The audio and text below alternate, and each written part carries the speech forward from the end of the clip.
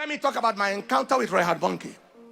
So you have heard of Pastor Adeboye, you have heard of Kumuyi. And as I'm talking, I believe that power will be dropping on people. You have heard of Papa Oyedepo. Papa Oyedepo came for my daughter's wedding. That one is a constant. He came for my daughter's wedding. Visited me when my mother passed, personally. Now, Reinhard Bonnke.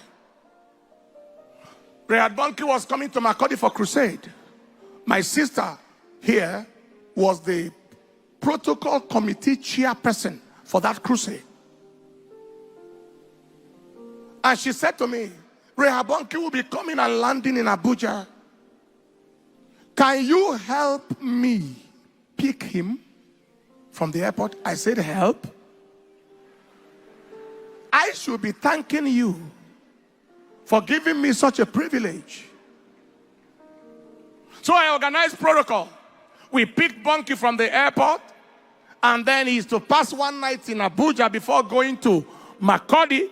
I received him from the airport, straight to Sheraton Hotel where we booked for him.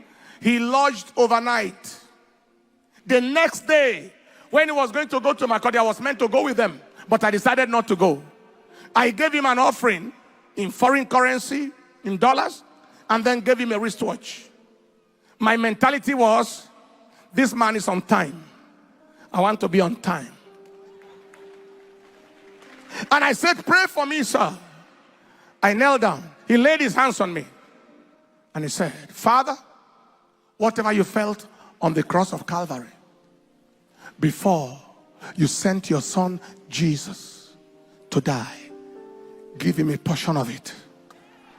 Jesus, what you felt on the cross while you were dying for the world, how your heart was, give him a little of that heart.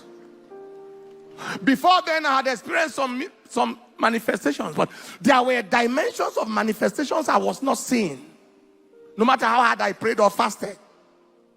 So he laid hands on me. Power. And when they wanted to go, I told the hotel, the room service, what do you call them? Porters, housekeeping. I told housekeeping, don't change the bedspread.